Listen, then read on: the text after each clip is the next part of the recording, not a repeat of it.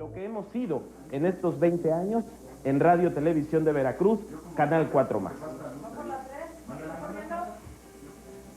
El 6 de enero de 1980, una nueva... Me emociona muchísimo que esté con nosotros, maestro. Muchas gracias, investigador de la Universidad Veracruzana en los menesteres de la educación, y que él fuera el fundador y el director de la programación, de lo que usted ve, de toda esta hilera, de toda esta programación que va una tras otra. Él la hizo, y que tuvo un contacto íntimo, un contacto ríspido en algunos momentos, porque así es la televisión, y que tuvo que tener siempre un diálogo con el gobernador visionario, el quien tuvo la idea de que los veracruzanos tuvieran un medio de comunicación propio para orientarse, para educarse, para entretenerse, pero sobre todo para informarse.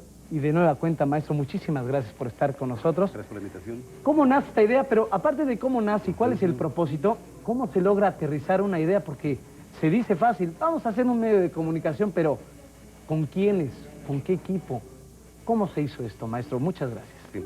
Pues realmente la primera pregunta que a lo mejor va a quedar sin respuesta en la historia de la comunicación en Veracruz es cómo se le ocurrió la idea al licenciado Hernández Ochoa, ¿no? Porque es una idea de visionario. Después, claro, cuando lo conocimos y a la hora de tratarlo encuentras que sus preocupaciones eran realmente resolver problemas de fondo de Veracruz, funda escuelas de bachilleres en el estado, todos llevan nombres especiales, unidad y trabajo, es decir, con mensaje educativo siempre de fondo. De ahí que después se entiende cómo es que se le ocurre hacer llegar a todos los veracruzanos los mensajes educativos de salud, de agricultura, de programas infantiles y la creación de programas educativos formales como fue el telebachillerato y en un principio incluso la idea de una teleprimaria. Entonces por ahí fue como la primera cuestión que queda para la historia, ¿no? Es decir, cómo se ocurrió una idea tan brillante a una persona que estaba con la posibilidad de llevarla a cabo. Y luego la siguiente que comentabas, ¿no? Es decir, ¿con qué recursos? Exacto. Hacer un canal de era televisión. hacer televisión, era aprender a hacer la televisión. Totalmente, ¿no? sí. Si recordamos entonces, en México no existía ningún canal de televisión en ningún estado de la República que fuera público. La única intención, el único proyecto más o menos formalizado era el del Canal 11 en México, pero solamente para la capital del país. En los estados no había ningún antecedente que tomar como referencia. Creo que es un motivo justificado de orgullo para los comunicadores veracruzanos el saber que en Veracruz fuimos pioneros con la creación de esta herramienta pública para la educación. Y sabiendo eso, no había recursos técnicos, no había recursos humanos, no había experiencia previa, ni con quién ir a preguntar a ver cómo se hacen este tipo de cosas. ¿Cómo se lograba la capacitación en esa época, maestro Rodríguez Regoredo? Bueno, se conjuntó un equipo curioso, ¿no? Entre gente que nunca había trabajado en televisión, claro, gente que sabía en teoría cuestiones de televisión, y gente con experiencia en teatro, en televisión y en cine. Entonces, en algunos casos, por ejemplo, el primer director de producción, Miguel Ángel Aguayo, había hecho estudios de producción en Holanda previamente. No extensos, pero ya tenían un antecedente. Y gentes que venían de cine y de teatro principalmente de algunas partes. En el área técnica era lo mismo, no había equipos de ingenieros en televisión. Entonces llega el ingeniero Carlos Ceseña, que trae los equipos para Jalapa, ¿no?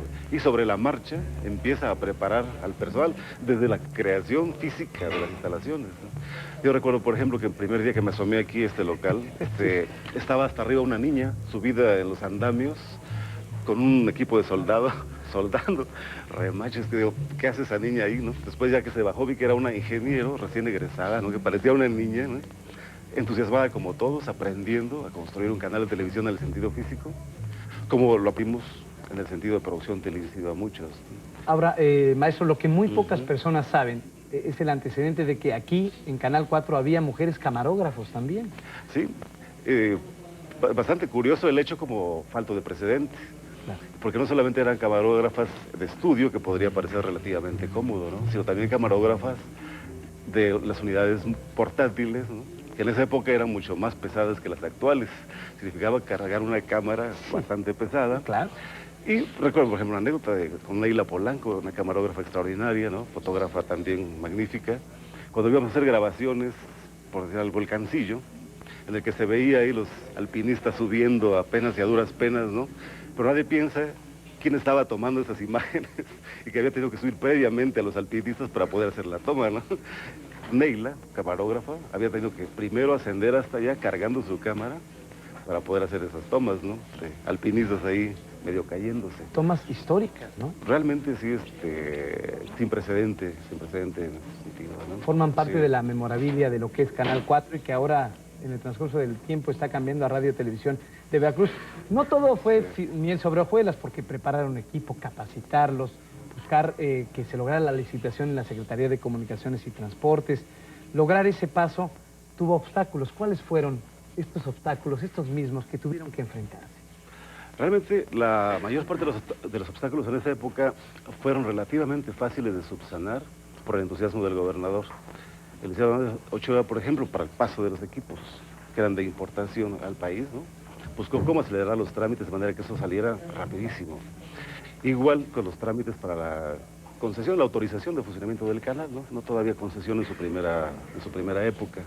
Y también pues nos traería carrereados a todos, ¿no? A través del primer director del canal, el ingeniero Vicente Reyes Hernández, que como muchos otros no sabía nada de televisión, pero muy activo y muy eficaz para la hora de resolver los problemas de enlace y de administración. Es decir, fue un eslabón fundamental para lograr esta instalación. Y luego sobre la marcha, la creación y la creatividad y la imaginación de la gente para resolver las cosas, ¿no? ¿Con qué recursos contaba el maestro Marco Antonio Rodríguez Reboredo para elaborar y dirigir Expresión Juvenil, un programa que era semanal, era a las 8 de la noche y que contó con la aceptación del público?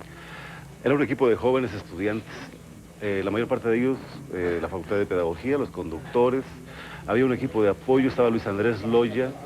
Fue un detalle que era, para mí, que vale la pena recordar, en cada programa se estrenaba una canción compuesta por Luis Andrés Loya y cantada por una de las conductoras, que aparte de ser una excelente conductora, era una muy buena cantante, y con una de sus hermanas.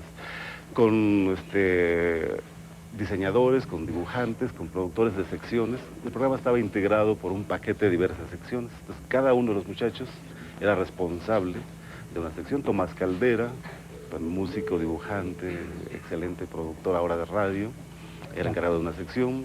Otro joven, Manuel Méndez Arrato, encargado de las secciones de excursionismo, alpinismo y lagos. Entonces, con pura gente realmente recién ingresada al campo de la comunicación. Se nos está terminando el tiempo, maestro, pero sí me gustaría terminar con dos preguntas. La primera es, ¿cómo llenar una programación en donde se sostenía con 4 horas de telebachillerato? Porque hay que decirlo, se sostenía el canal, el propósito porque fue fundado el canal de televisión 4+, fue para dar educación a todo el Estado por medio de este sistema de educación. ¿Cómo llenar los demás espacios de programación? Y después le hago la segunda pregunta cuando termine de contestar. Sí, realmente uno de los propósitos esenciales de la programación del canal era tratar de transmitir programas hechos aquí. Además era como una parte del lema fundamental, una producción y programación de veracruzanos para veracruzanos. De ahí que no nos era válido para nosotros mismos comprar o alquilar programas, lo que hacían las televisoras comerciales de toda la República, ¿no? De ahí que empezamos a recurrir a las personas del propio local para los noticieros, para el programa agropecuario, para los programas infantiles, para llenarlo con gente nuestra. ¿Sí? Entonces tú veías aquí un entrar y salir constante de profesionistas y veracruzanos llenando ese tipo de cosas. Y claro, un proyecto fundamental fueron 2 educativos. Uno todavía es una deuda pendiente, la teleprimaria, y el otro fue el telebachillerato, que se planteó como eje de la educación formal a través de la televisión. Fue una propuesta que hicimos en el primer paquete de programación. A 20 años de distancia, a 21 años de distancia, egresan 584,000 estudiantes del telebachillerato. Ese es el logro que ustedes, junto con el gobernador, han hecho. Ese es el sueño que ahora se aterriza como una realidad. Y ahora la última, ¿usted se imaginó lo que iba a avanzar la televisión pública después de 2 décadas con 1 año? Después de 21 años, ¿usted se imaginó el avance, la evolución que iba a tener la televisión pública? En el primero y segundo año no, lo capté sobre el desarrollo del propio canal, el nuestro, ¿no? Cuando vi el potencial que tendríamos. Y ahí lo que ocurrió, un grupo de gentes de este canal se fue al estado de Hidalgo a crear el sistema de educación, televisión educativa del estado de Hidalgo. Realmente a partir de Jalapa, a partir de Veracruz, de este canal, empieza a crecer proyectos semejantes como Hidalgo, Tabasco, Guanajuato. En ese sentido, así de principios acá. Pues a nombre de todos los que trabajamos en Radio Televisión de Veracruz, usted es una de las personas, es la piedra angular de que esto sea una realidad, junto con un equipo de héroes anónimos, de héroes que empezaron a hacer la televisión, y que esto está creciendo gracias a un sueño que se aterrizó por medio del gobernador y por medio de gente taimada por gente experimentada que con el tiempo se logró hacer ese objetivo. Muchas gracias. Ramsés, Da mucho muchas gracias gusto por estar aquí con- presente. Muchas gracias Muy al amable. maestro Marco Gracias. Antonio Rodríguez Reboredo, investigador.